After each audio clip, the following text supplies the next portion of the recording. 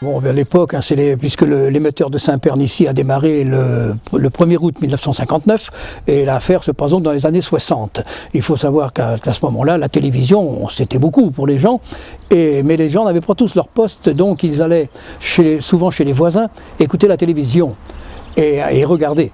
Et un soir, je rentrais avec ma 4 chevaux, j'approchais de ce pylône de Saint-Pern, puisque j'habitais un logement de fonction au pied du pylône.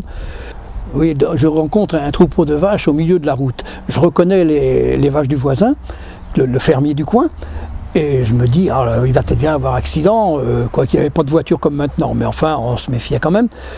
Et je vais frapper à la ferme, personne. Alors je me rappelais que ce fermier allait souvent le soir au bourg voir la télé chez sa sœur. Je prends ma voiture, j'arrive chez sa sœur, et là, dans le noir, je vois en effet mon fermier et toute la famille qui regardait la télévision. Mais je dis bien dans le noir, parce qu'à cette époque, comme au cinéma, on regardait la télé dans le noir. Oui, alors le fermier et toute sa famille regardaient la télévision dans le noir, je voulais vous dire ça, et je m'avance, et je lui dis comme ça, dis donc, tu as tes vaches qui sont sur la route, tu vas avoir un accident. Rien. Je répète, tu as tes vaches qui sont sur la route. Eh bien non, le fermier avait la tête baissée comme tout le monde, et j'ai eu beau raconter.